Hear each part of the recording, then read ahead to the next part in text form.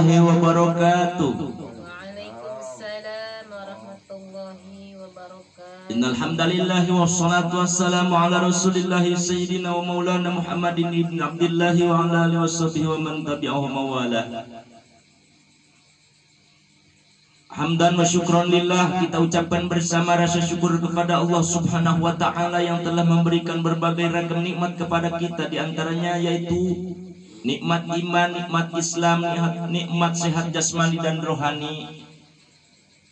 Maka oleh karena itu kita semuanya harus bersyukur kepada Allah Subhanahu wa taala, yaitu mensyukuri atas nikmatnya, melaksanakan berbagai macam aktivitas ubudiyah kepada Allah Subhanahu wa taala. Salawat beserta salam marilah kita curahkan kepada junjungan kita, yakni Habibina wa Syafi'ina wa Maulana Muhammad sallallahu alaihi wasallam, kepada keluarganya, para sahabatnya, para tabi'in, para atba' tabi'in, umumnya kita semua sebagai umatnya.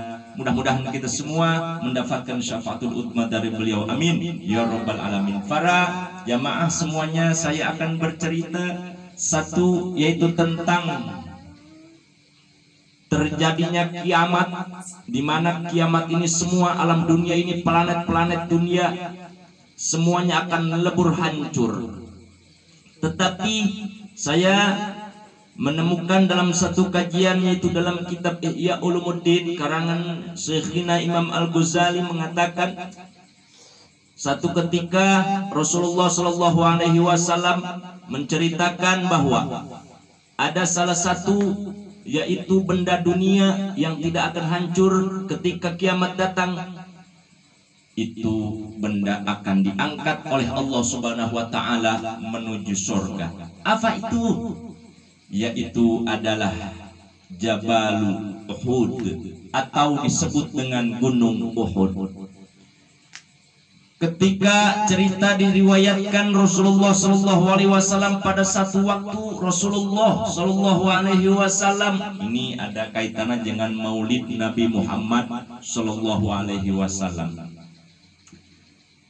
Jadi saking ini menceritakan saking rasa cintanya semua makhluk alam ini sangat merindukan kedatangan Rasulullah Shallallahu Alaihi Wasallam. Sehingga diceritakan pada satu waktu Rasulullah Shallallahu Alaihi Wasallam datang kepada satu gunung yang itu dinamakan Gunung Uhud. Rasulullah beserta Sayyidina Abu Bakar dan Sayyidina Ali naik kepada Gunung Uhud. Lalu ketika Rasulullah Shallallahu Alaihi Wasallam ada di atas Gunung Uhud, maka dengan spontan itu Gunung Uhud ada semacam getaran atau gempa bumi, gempa gunung, sehingga Rasulullah Shallallahu Alaihi Wasallam itu sedikit Rasulullah tersentak. Bahkan Rasulullah pada waktu itu membawa tongkat ditancapkan ke bebatuan supaya menahan tubuhnya dari getaran bumi, dari getaran gunung itu. Rasulullah Shallallahu Alaihi Wasallam lalu berkata, "Ya Uhud, uskut anta." Wahai Gunung Uhud, diamlah kau, diamlah kalian. Kenapa ini? Ada apa? Bergetar sampai begini kamu hebatnya bergetar. Kenapa sih? Rasulullah Shallallahu Alaihi Wasallam ketika itu disertai Sayyidina Abu Bakar dan Sayyidina Ali. Juga Sayyidina Abu Bakar terkejut. Ada apa ini, gempa? Terjadi kiamat.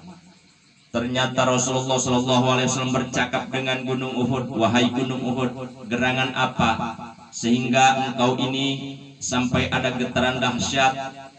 Maka dengan atas izin Allah Subhanahu wa taala, Gunung Uhud berkata kepada Nabi Muhammad Shallallahu Alaihi Wasallam, "Ya Rasulullah, ya Habibana, wahai Rasulullah, wahai kekasih kita, aku ini adalah ismi Uhudun, aku bernama Gunung Uhud." Kata Rasul, "Ya sudah tahu aku, kau adalah yang bernama Gunung Uhud. Ada apa gerangan?" "Ya Rasulullah, saya terus terang pada hari ini kepadamu ya Rasulullah. Selama berabad-abad, bertahun-tahun saya diciptakan oleh Allah Subhanahu wa taala. Saya merindukan sekali kabar gembira di mana bakal akan datang satu zaman, satu masa di mana Rasulullah, yaitu namanya Muhammad, utusan Allah sallallahu alaihi wasallam, dia adalah pilihan Allah, dia adalah kekasih Allah. Maka saat itulah aku merindukan sekali, ingin bertemu, ingin dipijak, ingin didatangi seorang hamba Allah yang sangat mulia. Maka pada saat inilah saking sangat gembiranya ya Rasul, aku sehingga menjadi begini, menjadi gemetaran. Kakimu menginjak terhadapku, aku sangat gemetar. Ya Rasulullah, betapa mulianya engkau wahai Rasul, betapa indahnya engkau wahai Rasul, betapa aku merindukanmu. Ternyata sekarang Allah subhanahu wa ta'ala mengkabul ijabah doa saya. Alhamdulillah. Ini percakapan Rasulullah SAW beserta Gunung Uhud atau Jabal Uhud ini cukup lumayan lama, sehingga di akhir obrolan Gunung Uhud meminta kepada Allah Subhanahu wa ta'ala, ya Allah, aku ini Gunung Uhud sudah menjadikan saksi diinjak oleh kaki yang mulia, yaitu Muhammad Nabiyuna sallallahu alaihi wasallam. Aku saat ini minta atas mukjizat Rasulullah, atas kemuliaan Rasulullah, janganlah besertakan aku sama dia nanti, jangan engkau hancurkan aku. Angkatlah aku ke tempat di mana Rasulullah nanti akan, yaitu di tempat surganya Firdaus, di surga Allah Subhanahu wa ta'ala.